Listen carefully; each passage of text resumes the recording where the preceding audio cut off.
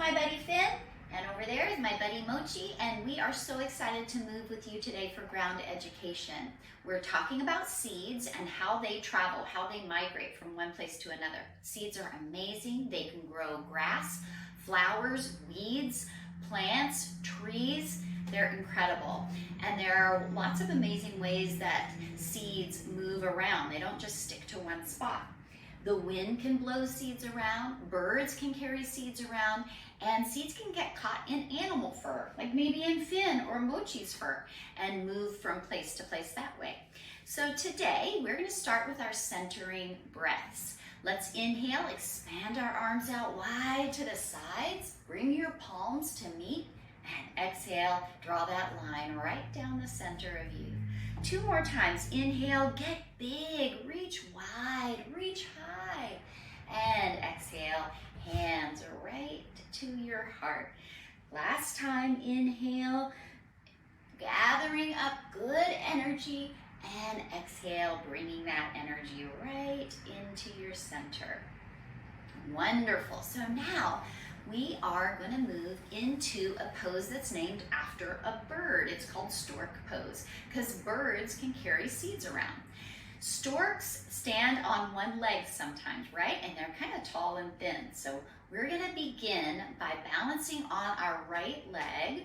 You can sit here or you can stand tall. And when you breathe in, sweep your arms up and lift your left knee up. Use your strong belly to help you lift your left knee. This is our stork pose. We can play around with it a little bit, sending that heel forward. Then bend your knee again, and as you breathe out, bring that foot down and stand tall. Let's do the other side. Breathe in, sweep your arms up, and bring your right knee up this time. Your belly is helping you stand tall. If you want to play around a little bit, you can send your heel forward. Try to stand up tall. Don't lean back here. Then we can bend that knee again and bring it down to the ground. Wonderful. So another way that seeds travel around is on the wind. If you've ever seen a dandelion with those feathery seeds, the wind catches them and blows them all over the place. So let's imagine that we're riding on the wind. I'm going to turn sideways or profile so that you can see. We're going to balance on that left leg first this time. And as you breathe in, I want you to send your right heel behind you. Make your arms spread out like airplane wings. Draw your belly in to help you stay strong and try to get long from your heel all the way to the tippy top of your head. Another breath here, and then you can come back into standing, putting that right foot down. I'm going to turn to the other side. You can stay facing the camera if you like. And we'll stand on the right leg this time. Breathing in, send that left heel behind you. Try to keep the back very long. Try to keep your heart reaching forward, riding the wind here. Very long from the heel all the way to the tippy top of your head. We've got those airplane wings for arms, and we're just riding through the wind. When you're ready, come back into standing. Wonderful. So now, what happens when seeds travel?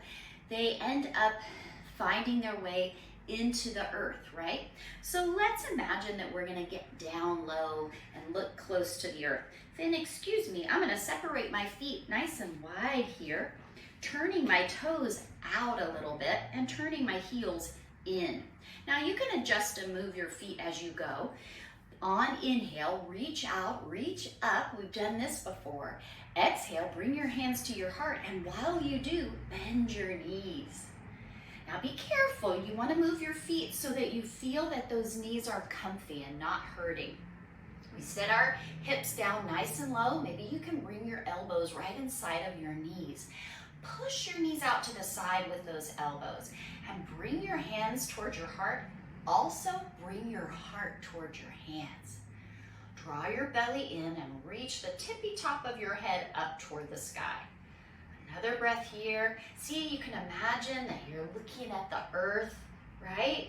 Planting seeds down here low, or even picking carrots after those seeds have grown. Another breath. And now we can release. So let's do a pose from our hands and knees. Since we're down here, we can get on our hands and knees. Watch out, Finn. And we're gonna do a pose called bear pose. What if some seeds get caught in the fur of a bear, right? And then they move around and get settled in somewhere else. We're gonna try to imagine our way into bear pose here. So you wanna have your hands spreading out wide on the mat or on your floor. And then you wanna have your knees underneath your hips. Tuck your toes under here, all 10 of them. And then when you're ready, push down hard with your hands, push down hard with your toes, and see if you can float your knees just barely off the floor. Bear pose, right? You can even rawr, right? So we're kind of like a bear. You can even go back and forth like this, but don't lift those knees up too high. Keep them nice and low. Belly is real strong. You can kind of go side to side if you want, front to back, but stay nice and low. This is gonna make your belly warm and your legs warm. Bear pose. Very good. Now when you're ready, let's breathe out and find our downward facing dog.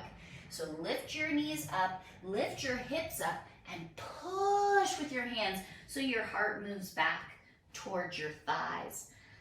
Couple of breaths here, downward facing dogs. Dogs also have fur. Seeds can get caught on dogs' fur and move around. Kitties have fur too, right, Mochi? Yeah. And now, when you're ready, we're gonna put those knees all the way down on the mat. So here, we're gonna do one more fun pose that is named after a bird, because we rely on birds a lot to carry those seeds around for us. And this time, the pose is called crow pose. It's a fun one, and it's also kind of challenging. I want you to be careful when you do this. Sometimes it's nice to put a pillow in front of your face on the ground, so in case you roll forward, you have a soft place to land. So I'm gonna turn sideways. You can see me, and you can do your best crow pose while I do my best crow pose.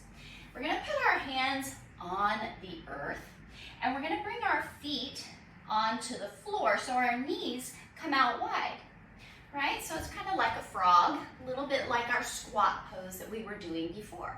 We're just putting our hands down. Now, with our hands down, we're gonna bring our knees to the outsides of our elbows and push those knees into the elbows really strong. Tip forward. This is where you might like to put a pillow if you needed it. Lift your belly up, up, up, up. Tip forward a little more. Make sure you're bending your elbows and squeezing your knees into your elbows. Then if you like, you can lift up one foot and put it down. You could lift up the other foot and put it down. And then maybe eventually you get a strong belly and you could lift up 2 feet and put them down. Good, let's try that again. Coming into that crow pose, lift your belly up. We're like a crow standing on his feet. Our hands are like crow's feet. Good, wonderful. All right, so let's just sit down, nice and easy here. You can tuck your feet underneath you, or you can sit cross-legged. Take your hands onto your legs for just a moment. Let your eyes close and take a couple of breaths. One thing about seeds is that once they get planted in the earth and covered up, it's kind of dark and it's kind of quiet. So you can sit here with your eyes closed and just breathe and enjoy a little darkness and a little quiet.